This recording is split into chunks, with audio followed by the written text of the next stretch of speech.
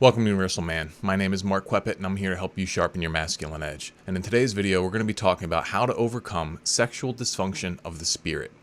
If you ever find your willpower going limp or your intentions lacking stamina, then make sure you can keep watching and learn how to fix this.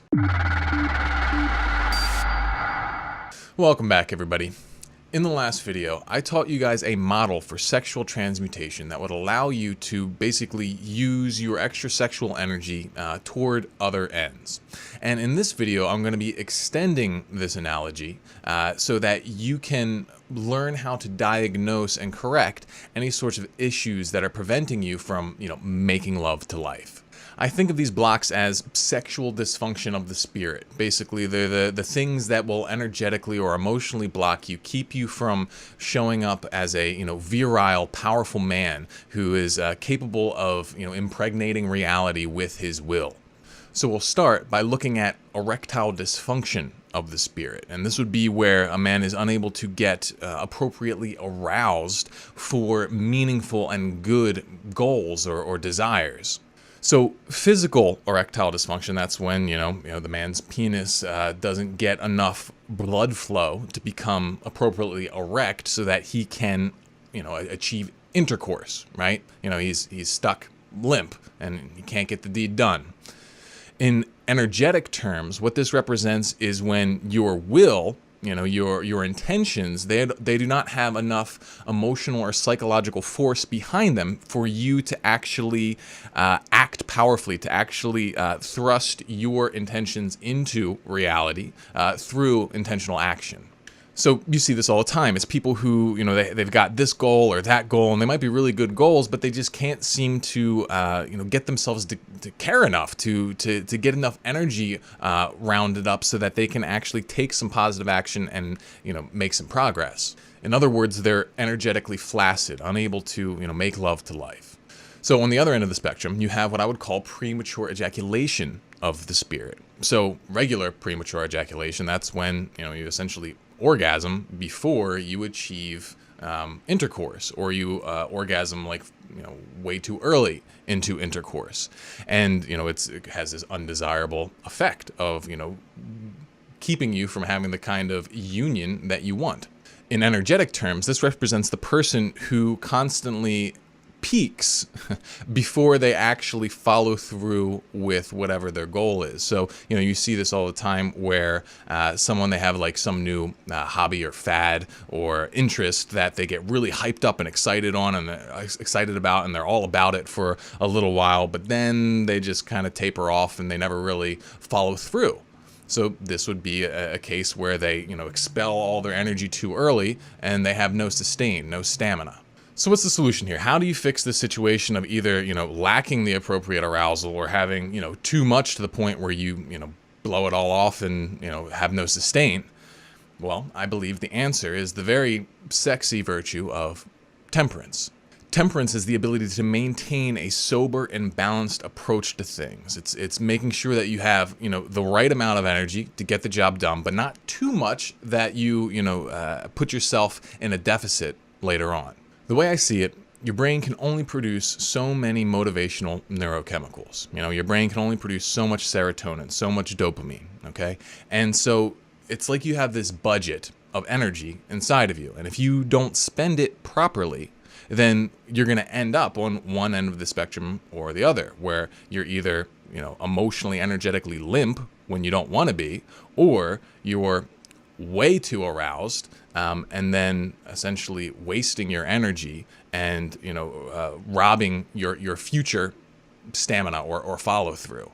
I believe the key to overcoming this situation is learning how to reel yourself back in when you get too high, and learning how to cut the artificial stimulation that may be wasting your neurochemicals. So let's do it like this, all right? Imagine that we have a scale, okay? A scale that measures the intensity of experience, the intensity of pleasure, okay? And it's a scale of 0 to 5, all right? 0 represents a neutral experience. So this is something like, brushing your teeth, okay?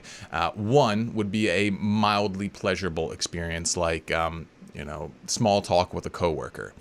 2 would be a moderate experience, like maybe getting done a routine discipline. It feels kind of good. It's not crazy, but it's a good thing. You're glad you did it. Feels nice.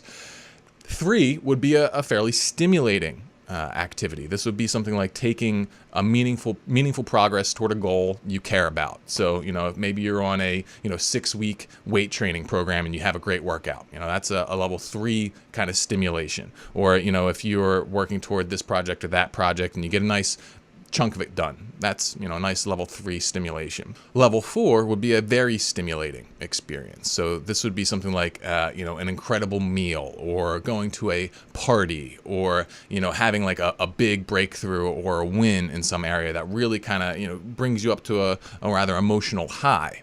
Now level 5, that's kind of the peak experience. This would be like orgasm, sex, porn that brings you up here. Same with maybe a spiritual experience, or drugs, maybe some other kind of like major breakthrough or win, like kind of like that top of the world feeling. That'd be level 5.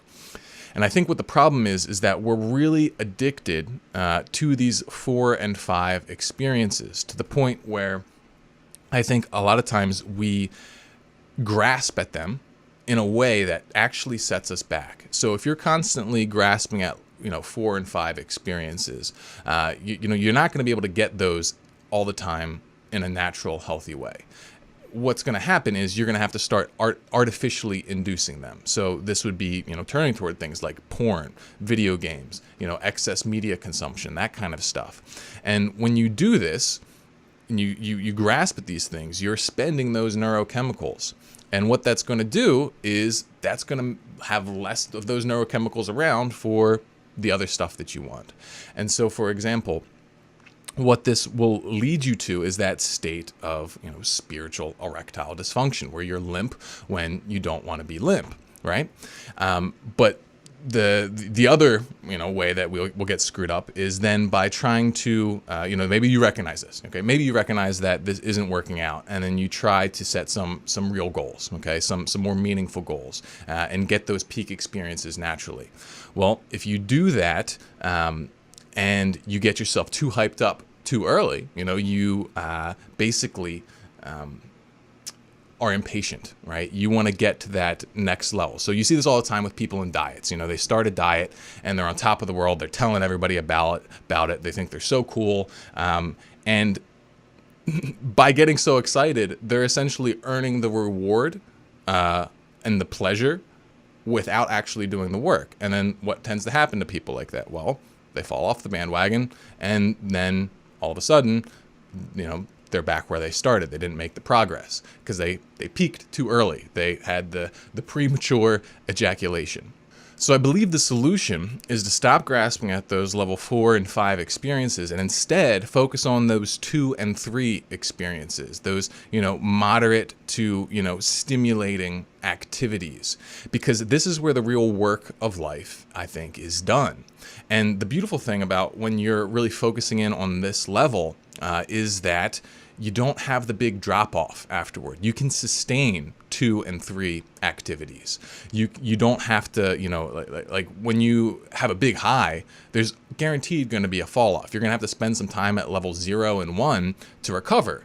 And if you're only at, 5 and 0, which is like what you could say maybe the porn addict is, or the really any kind of addict, that's what they're at. They're at either 5 or 0, at peak experience or apathy. And so instead, where you want to be is kind of like, in that mid-range, constantly bumping up, maybe hitting some 4 and 5s every once in a while, but you get them through the work that you do in level 2 and 3.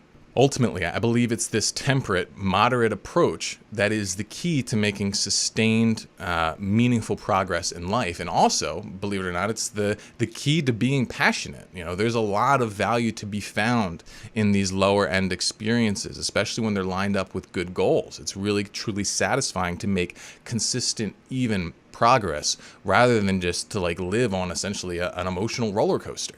So that's it, everybody. Hopefully you found this useful and interesting.